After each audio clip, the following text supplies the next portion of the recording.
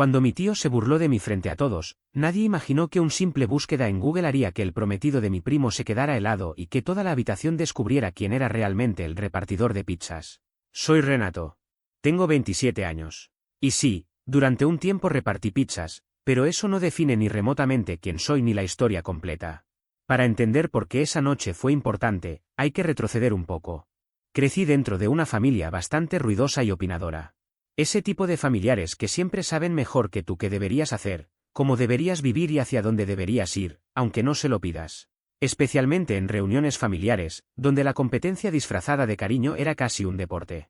No eran encuentros cálidos ni tranquilos, eran torneos silenciosos de egos, comparaciones y comentarios pasivo-agresivos envueltos en sonrisas. Mi padre, antes de fallecer, solía llamarlo amabilidad competitiva. Te queremos, pero recuerda que nos va mejor que a ti. Y él lograba mantener cierta armonía. Después de que murió, todo cambió. Mi madre, con toda su buena intención, intentó mantener el equilibrio, pero sin su presencia, yo pasé a sentirme un invitado más que un miembro de la familia. Con el tiempo, aprendí a moverme en silencio entre ellos. Quien más contribuía a ese ambiente era mi tío Víctor, hermano menor de mi padre. Es de ese tipo de personas que alcanzaron su mejor momento en los 30 y se quedaron atrapados allí. Maneja una pequeña cadena de talleres mecánicos, pero actúa como si fuera un magnate tecnológico. Sus hijos estudiaron en universidades estatales, y aún así él los describía como si hubieran salido directamente de Harvard. Los encuentros familiares eran básicamente un monólogo suyo, como si fuera un conferencista motivacional de tercera categoría. Entre ellos estaba mi primo Mateo, el favorito del tío. Alto, con el cabello perfectamente acomodado, esa sonrisa prepotente y una seguridad que roza lo arrogante. Tiene 29 años y trabaja en una aseguradora mediocre, aunque si lo escuchas hablar pensarías que dirige una firma internacional. Cuando éramos niños nos llevábamos bien, hasta que descubrió que pisotear a otros le daba ventaja. Es el tipo de persona que te saluda con una mano mientras revisa que puede quitarte con la otra. Así que cuando Mateo anunció que estaba comprometido y que habría una fiesta de compromiso en casa del tío Víctor, dudé en asistir. Pero mi madre insistió. Dijo que significaba mucho para ella y que no quería que la gente hablara. Yo sabía a qué se refería, al silencio que había mantenido los últimos años. A mi ausencia en redes sociales. A mi vida tranquila. Les dejé creer lo que quisieran, que seguía repartiendo pizzas, que no tenía rumbo, que simplemente me quedé atrás. Esa noche aparqué mi coche lejos, evitando la hilera de vehículos lujosos frente a la casa del tío. Entré con una camisa sencilla, unos vaqueros limpios y nada más. Lo justo para pasar desapercibido. El lugar estaba lleno, luces colgantes, música suave, comida cara servida en bandejas diminutas. Todo tenía esa vibra de elegancia forzada. Y, por supuesto, allí estaba el tío Víctor, adueñándose del espacio con una cerveza en la mano y un chiste preparado para cualquiera que lo escuchara. Me vio apenas crucé al patio. «Renato», gritó, como si fuese una estrella invitada. «Miren quién llegó. El príncipe de las pizzas». Risas cortas. Sonrisas tensas. Yo apreté la mandíbula, pero mantuve el gesto amable. «Me alegra verte, tío Víctor», respondí, dándole la mano. Él se inclinó, y en voz baja, soltó. «Espero que hayas traído cupones». Y otra carcajada teatral explotó de su boca, como si yo hubiera participado en el chiste. Pero no lo estaba. Ni un poco. Podría haberlo detenido ahí mismo. Podría haber respondido, ponerlo en su lugar. Pero no hice nada. Con el tiempo descubrí que las mejores respuestas no siempre son ruidosas. A veces, la venganza es silenciosa, paciente, y aparece exactamente en el momento adecuado. Caminé un poco, saludé a algunos familiares, abracé a mi madre y le aseguré que estaba bien. Por dentro, aún hervía, no por lo que había dicho mi tío, ya me había lanzado cosas peores, sino porque demostraba, una vez más, lo poco que realmente sabían de mí. Y entonces ocurrió. Unos 20 minutos después, Mateo apareció en el patio acompañado de su prometida. Una mujer elegante, con postura rígida y una sonrisa perfectamente ensayada. Su nombre era Valeria. Llevaba un vestido color champán y joyas que parecían más exhibición que gusto. La gente aplaudió, celebrando la entrada de la pareja. Valeria sonrió para todos, hasta que sus ojos se cruzaron con los míos. Fue un instante pequeño, pero suficiente. Su expresión cambió. La sonrisa se tensó. Su mano, agarrada al brazo de Mateo, perdió firmeza. Me miró otra vez, esta vez con más atención. Sacó su teléfono, escribió algo rápido y miró la pantalla con el rostro cada vez más pálido. Le mostró el móvil a Mateo. Él leyó, frunció el ceño, me miró, volvió a mirar la pantalla y, otra vez, hacia mí. La música seguía. Las conversaciones también. Pero había algo distinto en el aire, como una corriente eléctrica invisible que se acercaba. Yo di un sorbo a mi bebida y me apoyé en la barandilla, observando, porque sabía exactamente lo que ella había buscado, y sabía lo que venía después. El ambiente cambió sin que nadie lo admitiera. Miradas fugaces. Susurros contenidos. Mateo seguía analizándome, como si intentara encajarme en un rompecabezas que ya no tenía sentido. Valeria susurró algo en su oído y desapareció dentro de la casa. Mateo tardó solo unos segundos en seguirla. No se molestó en disimular. Algunas personas lo notaron, incluido el tío Víctor, que se quedó mirando con el ceño fruncido. Luego murmuró algo a uno de sus amigos y ambos rieron, como si todo todavía girara en torno a mis supuestas desgracias. Pero la energía ya no era la misma. Y aún así, nadie me preguntó nada.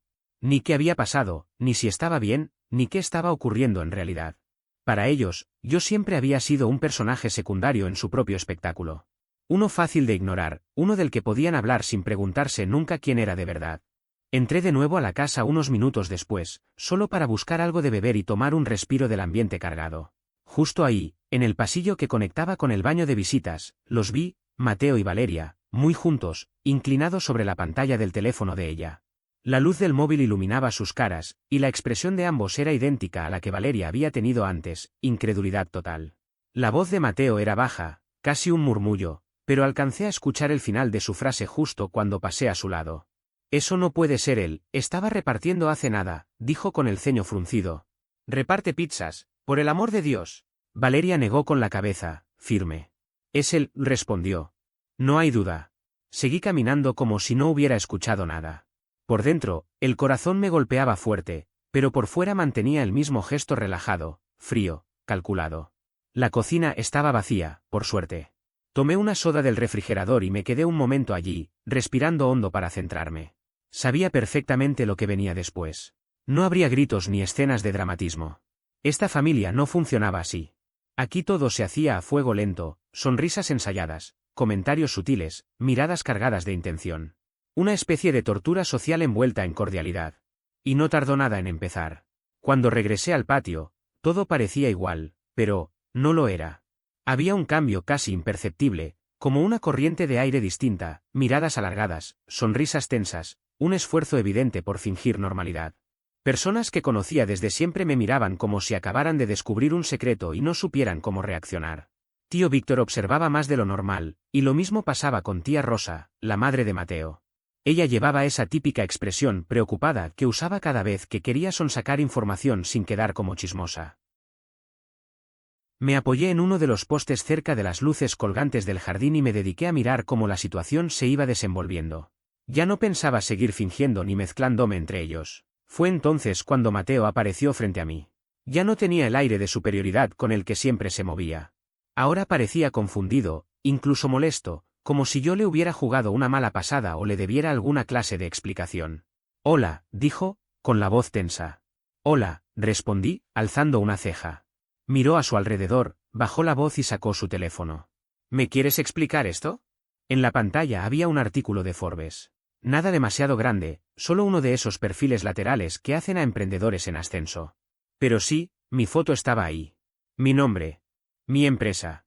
Y eso era solo la parte suave de la historia. Me encogí de hombros. Me buscaste en internet. Supongo que ya lo descubriste. Él frunció el ceño, irritado. ¿Entonces? ¿Has estado dejando que todos piensen que sigues siendo ese repartidor sin dinero? ¿Qué clase de juego es ese? ¿Juego? Repetí. Yo no corregí a nadie, pero jamás dije que estuviera arruinado. Soltó una risa seca, nada divertida. Eres increíble. Me lo dicen mucho, contesté, bebiendo otro sorbo. ¿Sabes cómo queda todo esto? Insistió, casi acusándome. Parece que intentabas dejarnos como tontos. Para eso no necesitaban mi ayuda, respondí sin levantar la voz.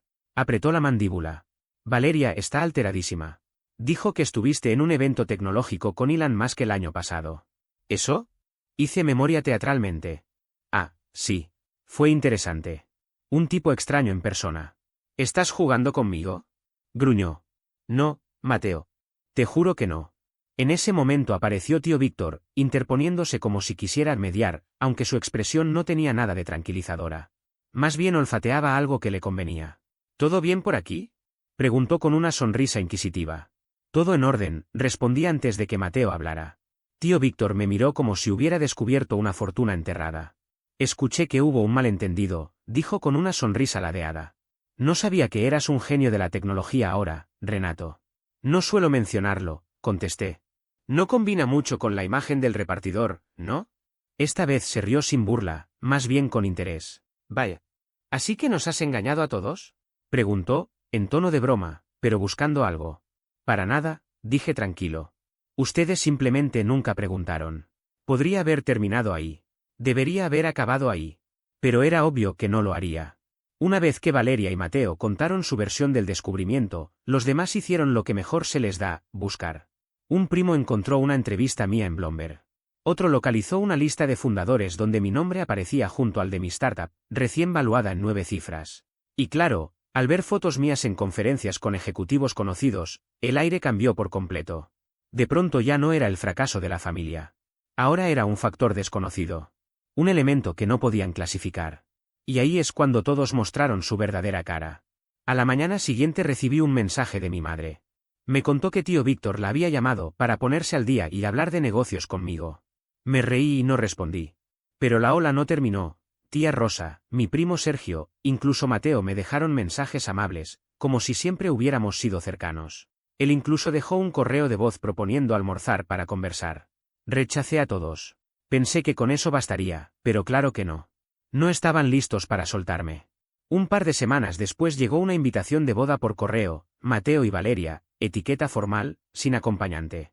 Raro, pero insignificante. No pensaba ir. Tiré el sobre en un cajón. 2 días después llegó una nota escrita a mano por tía Rosa, llena de amabilidad falsa. Nos encantaría que estuvieras presente, Renato. Quizá puedas compartir algunos de tus proyectos con la familia. Todos estamos tan orgullosos de ti. La arrugué y la tiré sin pensarlo. Luego me llamó mi madre otra vez. Su voz sonaba baja, como si temiera que alguien pudiera escucharla. Renato, ¿sabes lo que están diciendo? No, y tampoco quiero saberlo. Hubo un silencio breve antes de que soltara la bomba. Están diciendo que tú vas a pagar la boda. ¿Qué fue tu idea? ¿Qué es tu forma de agradecerle a la familia? ¿Qué quieres reconectar? Sentí un frío repentino recorrerme por completo. No había vuelto a hablar con Mateo desde aquella noche. Ni le envié una propuesta, ni confirmé asistencia, ni mostré el mínimo interés. Aún así, seguían usando mi nombre, mi trayectoria y hasta mi dinero para inflar su propia imagen. No era solo una muestra de descaro, era una traición directa. Sentí el pulso retumbarme en los oídos mientras mi madre continuaba explicando. Me dijo que incluso insinuaban que yo daría un discurso en la recepción, uno de esos mensajes grandilocuentes sobre la familia, la superación y las segundas oportunidades. No quise escuchar más. Terminé la llamada. Aquella noche me quedé observando el techo durante horas, repasando una y otra vez todo lo que se había acumulado, mentiras, manipulación, cordialidad fingida, años de desdén seguidos por una repentina urgencia por acercarse. No habían cambiado, solo redefinieron su estrategia. Y asumieron que yo participaría sin cuestionarlo. Creyeron que podían convertir mis logros en su herramienta, los mismos logros que solían despreciar cuando estaba agotado, sin dinero, entregando pizzas bajo la lluvia. Pensaron que podían volver a manejarme como antes. Ese fue el instante en el que tomé una decisión. No movido por rencor ni por orgullo, sino porque hay personas que solo aprenden cuando la realidad les da de lleno. Empecé a hacer llamadas. No dormí casi nada. No era la rabia lo que me mantenía despierto, aunque sí estaba furioso. Era algo más profundo, la sensación de que algo dentro de mí se había fracturado. No fue un quiebre dramático, sino un reconocimiento silencioso que llevaba años evitando. Comprendí, con una claridad repentina, que nunca había formado parte real de esa familia, al menos no como ellos afirmaban. Siempre lo supe, en el fondo, pero seguía esperando que el tiempo cambiara las cosas. Que si trabajaba lo suficiente, si alcanzaba metas lo bastante grandes, por fin me verían como quien realmente era. No como el muchacho que perdió a su padre demasiado pronto, ni como el repartidor de pizzas que usaban como ejemplo de fracaso, sino como Renato, tal cual. Pero enterarme de que habían construido un relato completo a mis espaldas, usando mi historia para su propio beneficio, destrozó cualquier ilusión. No quedaba espacio para seguir esperando ni para buscar su aprobación. Tenía que elegir, colaborar para mantener la fachada o recuperar el control de mi propia historia. Por eso inicié esas llamadas. Antes de explicar lo que hice después, tengo que retroceder un poco. Ellos nunca preguntaron, ni les interesó, ¿Qué pasó realmente después de mi punto más bajo? Sabían que había entregado pizzas durante un tiempo, y sí, era cierto, pero desconocían por completo el motivo. 2 años después de graduarme de la universidad, lo había perdido todo. Acepté un trabajo en una startup fintech prometedora. No era glamuroso, pero confiaba en el proyecto y en el equipo, así que me entregué por completo, noches interminables, fines de semana sacrificados, energía puesta en algo que creía que podía convertirse en algo grande. Pero el financiamiento se evaporó, el CEO desapareció, los inversionistas se retiraron, y de un día para el otro me quedé sin empleo. Intenté trabajar por mi cuenta, aceptar consultorías, hacer lo posible para mantenerme a flote. Me endeudé. Mis ahorros se acabaron antes de lo que imaginé, y el orgullo me impidió llamar a casa.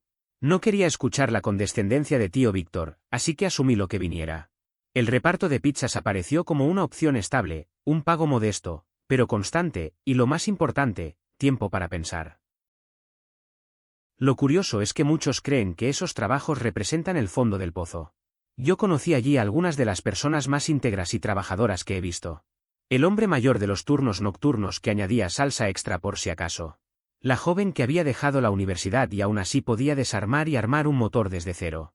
La madre soltera que trabajaba 2 empleos y aún así tenía fuerzas para bromear más que nadie. Ellos me enseñaron más sobre esfuerzo y dignidad que cualquier oficina de altos cargos. En esos turnos tardíos empecé a hacer bocetos de ideas, conceptos, modelos de negocio. Llegaba a casa cerca de las 2 de la mañana, dormía unas horas y luego trabajaba en prototipos. No tenía mucho, pero tenía tiempo y determinación. Hasta que una de esas ideas funcionó. Construí un beta y contacté a un profesor que siempre me había apoyado. Él me conectó con un exalumno que ahora era inversionista. Un pitch llevó a otro y terminé consiguiendo el capital inicial para contratar a un pequeño equipo. Trabajamos durante 6 meses en el sótano de un amigo. Nada elegante, pero real. Y creció. Resolvimos un problema muy específico en temas de autenticación digital y la noticia se difundió sorprendentemente rápido. Un cliente grande firmó, luego otro. Después apareció un fondo de inversión. Todo avanzó tan deprisa que apenas pude procesarlo. Crecimos. Llamamos la atención. Conseguimos una ronda que hizo ruido. Ese artículo en Forbes fue apenas un detalle, pero marcó el momento en que el mundo exterior entendió lo que habíamos conseguido. Durante todo ese proceso, guardé silencio respecto a mi familia. No porque quisiera ocultar algo, sino porque sabía que no estaban interesados en escucharlo. Y así volvemos al asunto de la boda. Cuando llegó la fecha límite para confirmar asistencia, ya tenía un plan. No se trataba solo de justicia, aunque admito que lo pensé, sino de dejar de fingir. Envié mi respuesta. Asistiré. Sin acompañante. Sin comentarios. Solamente eso. Ellos querían usarme como adorno. Bien. Participaría, pero no de la manera que imaginaban. Ese mes antes del evento fue extrañamente silencioso. Ningún mensaje más, ninguna llamada.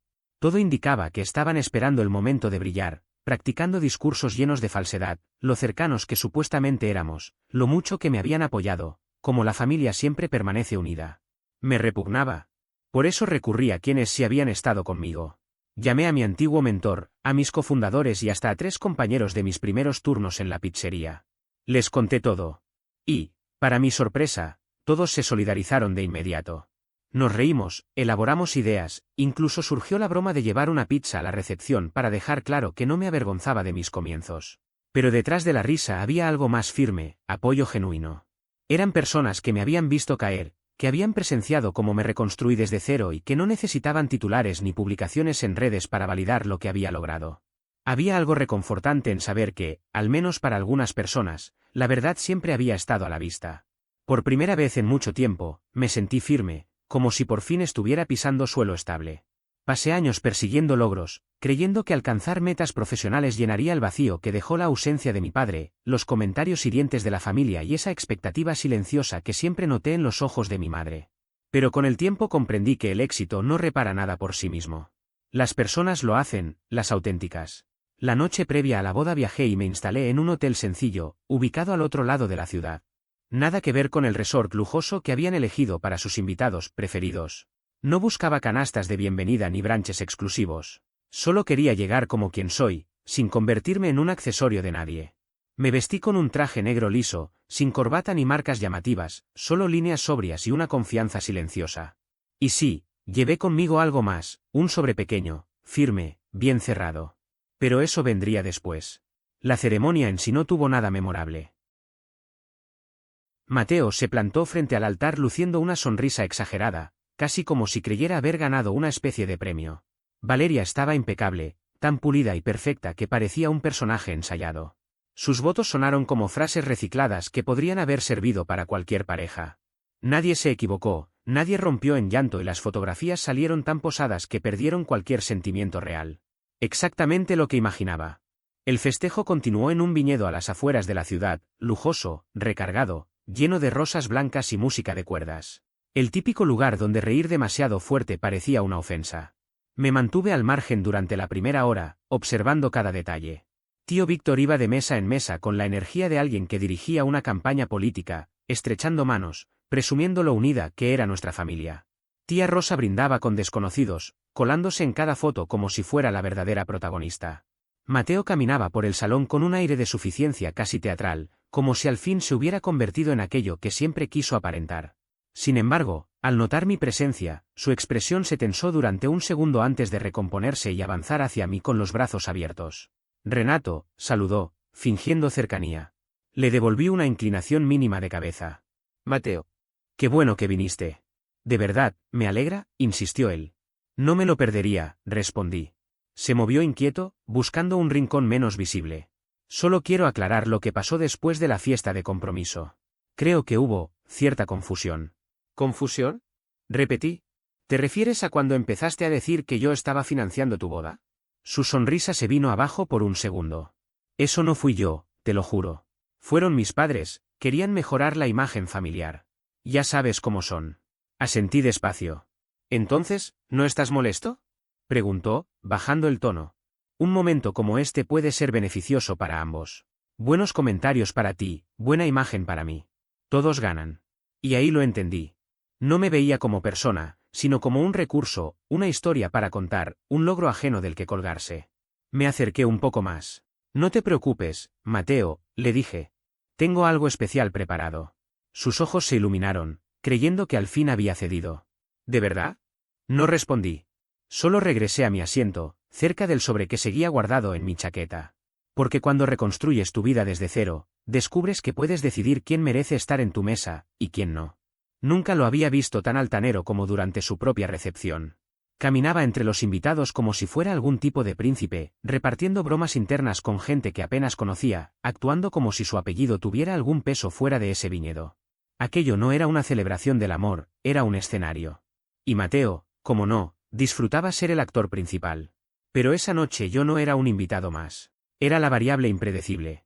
El sobre en mi bolsillo interno pesaba cada vez más, no por su contenido, aunque no era ligero precisamente, sino por lo que significaba. Adentro había documentos impresos, sujetos con una banda pulcra, guardados en una carpeta rígida con un logotipo discreto. Sin adornos, sin espectáculo, pero destinados a generar ambos. Y no había llegado solo. Algo que mi familia jamás se preocupó en preguntar era quiénes estaban realmente de mi lado. Para ellos, la confianza siempre fue una moneda de canje. Confías en quienes pueden darte algo. Te relacionas con quienes mejoran tu fachada. En mi caso, la confianza se construyó de otra forma, en madrugadas llenas de café tras un proyecto fallido, en turnos agotadores de reparto de pizzas donde prestas dinero sin esperar que vuelva, en aquel sótano improvisado donde casi renunciamos y aún así seguimos adelante. Esas personas estaban ahí. No en trajes elegantes ni en la lista oficial de invitados, pero presentes. Cuando vienes desde abajo, aprendes a moverte sin llamar la atención hasta que es demasiado tarde. Aprendes dónde se esconde el verdadero poder y en qué momento usarlo. Las semanas previas a la boda no las gasté con rabia ni pensando frases ingeniosas. Las usé para investigar, para entender a quién tenía enfrente. No buscaba venganza, sino claridad. Quería saber qué tan profundo estaba el problema. Y sí, Mateo tenía sus secretos. La boda superaba los $75.000, pese a que tío Víctor insistía en que era algo elegante pero modesto. El lugar costaba más que lo que mucha gente paga de alquiler en un año. El código de vestimenta era etiqueta opcional, aunque todo indicaba que lo consideraban obligatorio. Había cócteles personalizados con sus nombres, una banda de jazz en vivo, cabina de fotos con neón exclusivo, flores importadas. Señales evidentes de un gasto desmedido. Y considerando el sueldo de Mateo en la aseguradora, aquello era imposible de sostener. Nadie preguntó nada. Lo dieron por hecho, Renato lo pagó. Ahí estuvo su error. Contaron con mi silencio. Pero yo hablo cuando importa. Y así descubrí, gracias a un antiguo compañero suyo del trabajo, que Mateo llevaba un año ofreciendo supuestas inversiones a colegas, asegurándoles que tenía conexión directa con una startup, la mía, por cierto, y que si ponían dinero ahora, tendrían ganancias en 6 meses. Ni siquiera intentó disimularlo. Usó mi nombre. Cuando volví a entrar al salón, pude sentir una tensión casi palpable suspendida en el aire, como si la música hubiera perdido soltura y los invitados, sin entender exactamente qué sucedía, percibieran que algo importante acababa de romperse. Las conversaciones, antes fluidas y despreocupadas, se habían reducido a murmullos breves, miradas discretas sobre sus copas y gestos apagados de incomodidad. Era ese tipo de silencio que no se anuncia, pero que todos reconocen. Mateo seguía sentado, pero su postura ya no tenía nada del orgullo exagerado con el que había iniciado la noche. La palidez le marcaba el rostro de un modo casi enfermizo, como si hubiese comprendido de golpe la magnitud de la mentira que había sostenido durante meses. Una gota de sudor recorría su sien, y aunque intentaba mantener la compostura, el temblor en sus manos lo delataba. Su brazo seguía aferrado al respaldo de la silla de Valeria, como un náufrago agarrándose a un pedazo de madera, pero ella se inclinaba ligeramente hacia atrás, creando una distancia mínima pero simbólica. Ese simple gesto, un par de centímetros de separación, decía más que cualquier confrontación directa. Valeria, hasta ese momento la imagen de la novia radiante, miraba a su alrededor con confusión creciente. Era evidente que no sabía qué contenía el sobre ni por qué el rostro de tío Víctor había pasado de la soberbia a la absoluta derrota en cuestión de segundos. Su expresión oscilaba entre el desconcierto, el miedo y algo parecido a la incredulidad. Intentaba leer el ambiente, buscar respuestas en los rostros de los demás, pero no las encontraba. La familia inmediata estaba igual de desorientada. Su padre, que minutos antes había dado un extenso discurso sobre el compromiso y la unidad, ahora observaba a Mateo con una mezcla de duda y preocupación. Su madre, que había dedicado semanas enteras a planificar hasta el más mínimo detalle de la boda, mantenía la mano posada sobre su collar, frotando nerviosamente una piedra del centro, como si eso pudiera devolver el control. Los invitados, entretanto, se comportaban como suelen hacerlo en situaciones incómodas, fingían normalidad mientras estiraban el cuello discretamente para enterarse de más. Algunos disimulaban sirviéndose otra copa de vino, otros revisaban el móvil para evitar hacer contacto visual, y un par de ellos murmuraban entre sí lo suficiente para insinuar que ya estaban elaborando teorías propias. En una boda, la tensión siempre encuentra oídos dispuestos. Tío Víctor, por su parte, estaba visiblemente abatido. Las manos le temblaban mientras sostenían el sobre. Ya no trataba de ocultar su inquietud, y la soberbia que lo caracterizaba se había evaporado por completo. Era un hombre que había construido buena parte de su identidad en base a exageraciones, contactos inflados y una seguridad artificial. Pero nada de eso servía ahora. Tenía entre sus manos pruebas demasiado sólidas como para manipular o reinterpretar. Lo sabía. Y su postura hundida lo demostraba. Mientras yo avanzaba hacia mi mesa, 3 cosas quedaron claras en cuestión de segundos. Mateo entendía que la noche había cambiado por completo. Ya no era el protagonista de su propio relato triunfal. Valeria empezaba a sentir que había entrado en una historia que desconocía. Una historia que no había escogido. Y Víctor sabía que no había forma de salir bien parado. No esta vez. Pasé junto a un grupo de invitados que intentaron saludarme con sonrisas tensas, pero sus miradas escapaban involuntariamente hacia el sobre en la mesa principal. Yo les devolví un gesto cordial, casi automático, y seguí caminando. No estaba allí para humillar a nadie públicamente. No buscaba un espectáculo ni una escena dramática. Todo lo contrario, quería que los implicados entendieran, de manera silenciosa pero contundente, que el juego había terminado. Me serví un vaso de agua y tomé asiento en un rincón del salón, desde donde podía observar sin llamar demasiado la atención. No necesitaba intervenir en nada, la información ya estaba haciendo su trabajo. Y a diferencia de las discusiones impulsivas o los enfrentamientos ruidosos, las verdades documentadas tienen un efecto distinto, son frías, inevitables, imposibles de moldear a conveniencia. Nadie puede darle la vuelta a un correo firmado, a unos estados de cuenta o a una carta profesional redactada de forma impecable. Mientras bebía agua, noté cómo el ambiente cambiaba gradualmente. El DJ, sin saber qué había ocurrido, bajó el volumen pensando que quizá era el momento de un anuncio o algo por el estilo. Los camareros seguían trabajando, aunque uno de ellos se detuvo a mirar con evidente curiosidad cuando vio a Víctor reorganizar los papeles dentro del sobre como si tratara de ocultarlos. Mateo intentó decir algo, un murmullo dirigido a Valeria, pero ella negó suavemente con la cabeza. No era una negación airada, sino una que reflejaba cansancio, confusión y una necesidad urgente de entender qué había sucedido. Esa reacción era probablemente la que más lo desestabilizaba, no era grito ni escándalo, sino distancia. Álvaro, desde su lugar, mantenía una postura firme. No buscaba protagonismo, solo observaba. Sabía que su presencia allí tenía un propósito específico, demostrar que había víctimas reales, nombres y rostros, personas que habían confiado en Mateo sin cuestionar. Y que ahora tenían pruebas suficientes para exigir respuestas. Yo, por mi parte, sentía una calma extraña. No de satisfacción, sino de cierre. Como si finalmente algo dentro de mí, algo que llevaba meses acumulando irritación contenida, hubiera encontrado un punto de reposo. No necesitaba nada más. No necesitaba que nadie me diera la razón en voz alta. No necesitaba ver a Mateo quebrarse ni a Víctor justificarse. Solo quería que supieran que ya no podían seguir usando mi nombre como herramienta de manipulación. Y lo sabían. Lo vi en sus rostros. Y eso fue suficiente. Los padres de Valeria se mantenían a un lado del salón, murmurando entre ellos, con gestos que oscilaban entre la confusión y una comprensión cada vez más amarga de lo que estaba ocurriendo.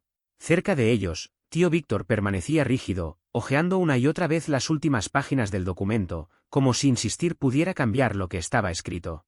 Pero nada variaba. La verdad seguía ahí, cruda y evidente. Mientras tanto, Álvaro, el inversionista que había sido engañado por Mateo, avanzó hacia la mesa acompañado de mi cofundador. Ambos se presentaron con educación y compostura, incluso Álvaro mantuvo una sonrisa cordial al iniciar la conversación. Hola de nuevo, Mateo, saludó con una calma inquietante.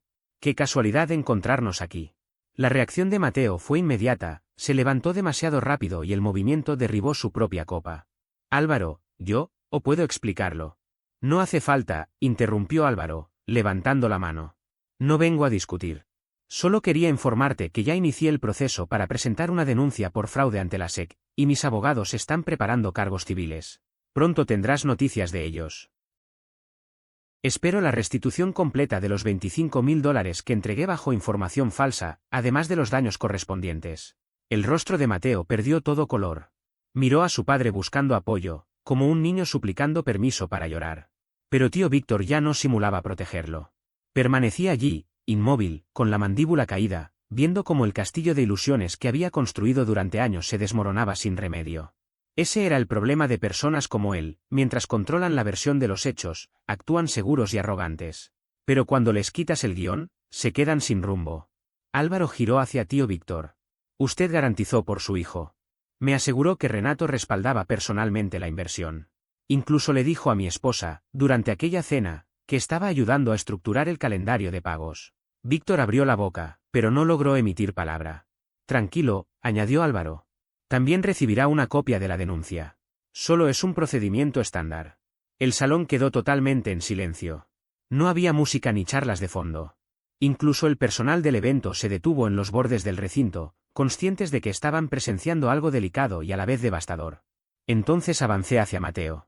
El sudor le empapaba la frente, ni su traje costoso lograba ocultar lo pequeño que se sentía en ese momento.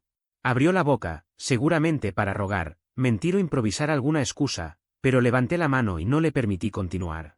No vine a arruinar tu boda, le dije con serenidad. Vine a evitar que sigas dañando la vida de otras personas. Podrías haberme llamado, balbuceó. Habríamos hablado. Lo hice, respondí. Me ignoraste. Después mentiste sobre mí. Y luego intentaste lucrarte usando mi nombre. Varias miradas alrededor se tensaron. Los invitados fingían desinterés, aunque todos escuchaban. ¿Y todo para qué? Continué. ¿Para presumir una boda? ¿Para presumirte ante conocidos? ¿Para vender una historia falsa a inversionistas, a Valeria, incluso a tu propia familia? En ese momento, Valeria lo miró. Y no fue una mirada de amor, sino la expresión de alguien que contempla una obra dañada y se pregunta cómo alguna vez creyó que era valiosa. Yo no quise, empezó él. Claro que quisiste, le respondí. Lo que pasa es que nunca imaginaste que yo hablaría. Mateo intentó acercarse, pero Valeria se levantó y se interpuso entre nosotros. Ni siquiera lo miró a él, solo se volvió hacia mí. Renato, dijo en voz baja. Yo no sabía nada. Te lo juro. Lo sé, respondí. Se te notó en la cara en cuanto buscaste mi nombre. Ella asintió, abrazándose a sí misma. Necesito tiempo, susurró, más para sí que para mí, antes de dirigirse directamente hacia la salida. No fue a donde estaban sus padres ni hacia los invitados. Solo se marchó. Mateo dio un paso tembloroso para seguirla, pero detuvo sus propios pies. Nadie le impidió avanzar, y aún así nadie se ofreció a acompañarlo. El DJ, sin saber cómo continuar, reanudó la música en un volumen bajísimo. Pero la atmósfera ya estaba arruinada. Los brindis habían terminado, el ambiente estaba contaminado. La gente comenzó a irse poco a poco, algunos inventaron excusas corteses, otros se marcharon en silencio. Unos pocos me dedicaron una inclinación comprensiva al pasar, sin atreverse a hablar conmigo en voz alta. En media hora, la recepción era apenas un puñado de familiares incómodos y tío Víctor, sentado aislado en una mesa del fondo, derrotado, observando su vaso de whisky intacto. Pasé a su lado una vez más, deteniéndome solo lo suficiente para que me viera. Esto lo provocaron ustedes solos, le dije. Yo mantuve distancia durante años. Fueron ustedes quienes insistieron. Nos hiciste quedar en ridículo, murmuró con resentimiento. No, respondí. Ustedes se ridiculizaron solos. Yo simplemente dejé de encubrirlos. No esperé respuesta. No la habría. La semana siguiente todo se aceleró. Mateo fue suspendido de su trabajo en la aseguradora al día siguiente de la boda. Y para el viernes ya estaba despedido. Alguien había filtrado lo que ocurrió en el evento directamente al departamento legal de la empresa. Con la investigación por fraude en curso y la demanda de Álvaro en preparación, la compañía no podía permitirse mantenerlo. Su perfil desapareció del sitio web antes del anochecer. Valeria, por su parte, dejó el apartamento que compartían antes de que terminara el mes. No volví a hablar con ella, pero semanas después recibí una tarjeta de agradecimiento. Dentro había una frase breve. Gracias por mostrarme la verdad. Estuve a punto de construir mi futuro sobre una mentira. No contesté. No había nada más que decir. En cuanto a tía Rosa y el resto de la familia, no escuché mucho. Pero respecto a tío Víctor, su caída fue la más dura. Los inversionistas a quienes llevaba años presumiéndoles mi supuesta participación estaban lejos de estar conformes. Al enterarse de que su sobrino emprendedor jamás había respaldado nada, al menos dos retiraron su dinero de proyectos conjuntos inmediatamente. Rápidamente comenzaron los rumores. Su nombre dejó de ser bien recibido en ciertos círculos. Una de sus alianzas más antiguas se disolvió sin ruido. Su cadena de talleres mecánicos siguió funcionando, pero afectada, la gente habla, y los clientes escuchan. Según supe, tuvo que reducir gastos y cerrar parte de su operación. Un día, mi madre me preguntó si lamentaba algo. Su tono no era acusatorio, sonaba más agotado que otra cosa. Le dije la verdad. Lamento haberlo permitido durante tanto tiempo. No insistió. Creo que en su interior sabía que aquello era inevitable desde hacía años. Con el tiempo, todo volvió a su cauce, aunque no de la forma que yo imaginaba meses atrás. Lo que pasó en aquella boda dejó una huella profunda, pero también marcó un punto de quiebre que necesitaba desde hacía mucho. Cuando la tormenta mediática dentro de la familia se fue apagando, pude concentrarme de lleno en lo mío sin sentir que tenía un ancla atada al tobillo. Mi empresa entró en una etapa de expansión silenciosa pero sólida. A diferencia de los golpes de suerte repentinos, nuestro crecimiento se construyó a base de constancia, decisiones firmes y un equipo que había visto tanto mis caídas como mis avances. Los meses siguientes fueron una especie de renacimiento profesional, se sumaron nuevas alianzas estratégicas, recibimos invitaciones para participar en proyectos públicos de innovación, y por primera vez desde que emprendí, ya no estaba sobreviviendo, estaba avanzando con intención. No voy a mentir, hubo noches en las que pensé en todo lo ocurrido, no como un recuerdo doloroso, sino como una advertencia. Me di cuenta de que la línea entre ayudar y permitir que otros se aprovechen de ti es más delgada de lo que parece. Aprendí que el silencio puede ser una herramienta, siempre y cuando no te conviertas en prisionero de él. A medida que la empresa crecía, yo también cambié. De repente, tenía tiempo para mí, retomé hábitos que había dejado atrás, empecé a viajar por trabajo y por placer, y volví a reconectar con personas que habían estado ahí cuando nadie más lo estaba. Nunca tuve intención de presumir mi progreso, pero cada paso que daba era una confirmación de que había hecho lo correcto al poner límites.